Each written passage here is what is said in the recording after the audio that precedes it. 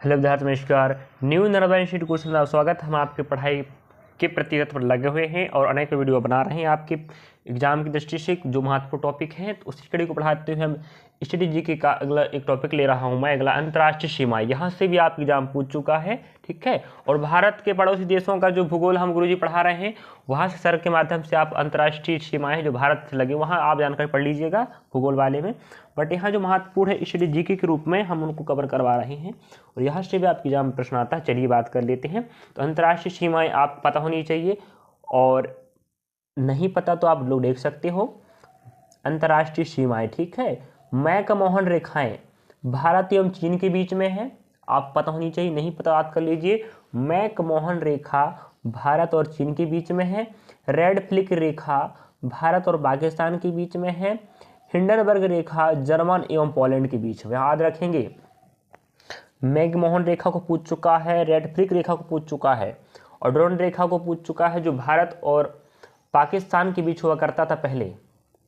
भारत और अफगानिस्तान के बीच हुआ करता था। कौन सा? डोरंड रेखा, जो 1947 के बाद भारत देश की आज़ादी होने के बाद भारत की सीमा से अलग होकर पाकिस्तान और अफगानिस्तान के बीच सीमा बनाता है। कौन? डोरंड रेखा, इसको ना भूलें। चलिए, तो अगला रहेगा आपका हिंडनबर्ग रेखा जर्मन और पोलैंड के बीच है, इसको पूछ चुका है। 38वीं समांतर रेखाएं आप कहाँ मिलेगा?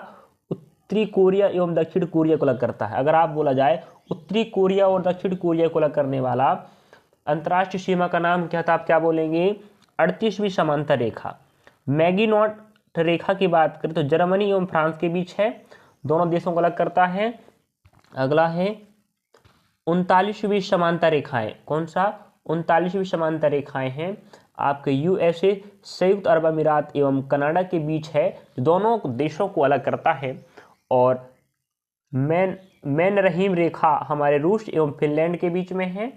और डोरंड रेखा, जिसे अभी बताया था मैंने, पाकिस्तान एवं अफगानिस्तान के बीच में है वर्तमान। पहले भारत और अफगानिस्तान के बीच हुआ करता था, अभी हो गया है वो 47 के बाद, 1947 के देश आज़ाद होने के बाद पाकिस्तान और अफगानिस्तान के बीच दो बंटवारा करता है, दोनों देशों के बीच में। चलिए, इस प्रकार मैंने 8 अंतर्राष्ट्रीय सीमाओं का नाम लिया हूँ। बहुत सी सीमाएं हैं, बट जो महत्वपूर्ण है, जो एग्जाम पूछ चुका है, उन्हीं हमने सीमाओं को लिया हूँ मैं यहाँ पर।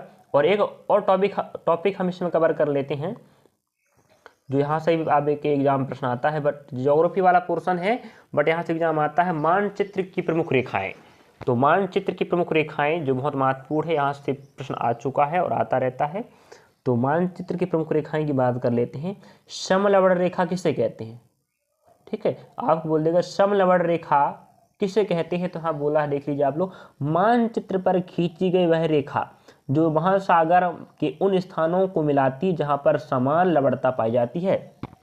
लवणता मतलब क्या? सीधी बात है, खारेपन, ठीक है। जहां लवण की मात्रा क्या हो? ज़्यादा हो, उससे हम लवण एरिया वाले बोलेंगे, महासागर, ठीक है। तो समलवण मीन्स होता है समान। सम मीन्स समान, लवण मीन्स आपका खारी पानी वाला एरिया, ठीक है। तो समान लवणता को दर्शाने वाले जो स्थान होंगे, उन्हें आपस में दर्शाने के लिए एक रेखा खींची जाती है, जिसे हम क्या बोलते हैं? समलवण, ठीक है। तो क्या बोला है? मानचित्र पर खींची गई वह रेखा जो महासागरों के उन स्थानों को मिलाती है। उन स्थानों मतलब जहां पर लवणता क्या पाई जाती? समान, उन्हें मिलाने वाली रेखा को हम क्या बोलते हैं? समलवणता। अगला है समदाब रेखा। यहाँ से प्रश्न पूछा है समदाब। सम मीन्स समान, दाब मीन्स होता है आपका प्रेशर, ठीक है।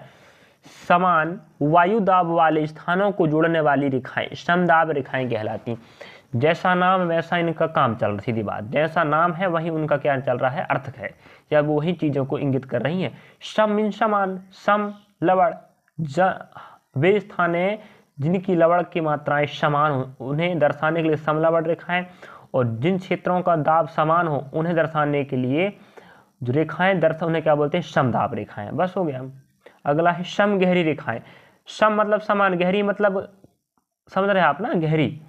समान गहराई के समुद्र स्थलों को जोड़ने वाली रेखाएं समगहरी रेखाएं कहलाती हैं। समझ गए? चलिए, अगला पॉइंट रहेगा समोच्च रेखाएं। बाकी तो कुछ थोड़ा सा अलग जाएंगे, बाकी सब ठीक है। समोच्च मतलब होता है समोच्च मतलब समधन उच्च कह दो आप। तो समुच्च समान ऊंचाई वाली रेखाएं, समान ऊंचाई वाले स्थानों को दिखाने वाली दर्शाने वाली रेखाओं को हम समुच्च रेखाएं कहते हैं। तो आप देख सकते हैं क्या दिया है, समान ऊंचाई वाले बिंदुओं को मिलाने वाली रेखाएं समुच्च रेखाएं कहलाती हैं।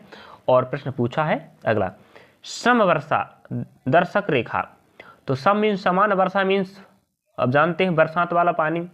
तो वर्षा समान वर्षा वाले स्थानों को दिखाने वाली रेखा है, जोड़ने वाली, समान वर्षा वाले स्थानों को जोड़ने वाली या दर्शाने वाली रेखा को हम क्या बोलते हैं, समवर्षा या समवर्षा दर्शक रेखा कहते हैं। तो समान वर्षा वाले स्थानों को जोड़ने वाली रेखाओं को समवर्षा दर्शक रेखा कहते हैं। अगला है सम्मान रेखा, वह रेखा जो मानचित्र की उन रेखाओं को मिलाती है जहां किसी निश्चित तत्व का मान बराबर होता है।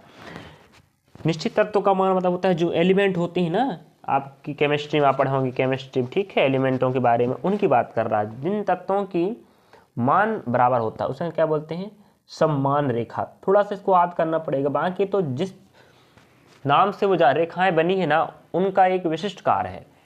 समान, समदाब मतलब जहाँ दाब समान हो, समवर्षक मतलब जहाँ वर्षा समान हो।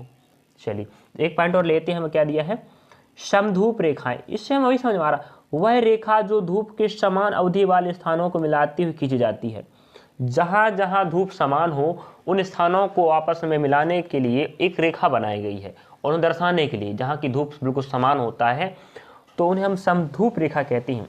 अगला रहा समताप रेखा।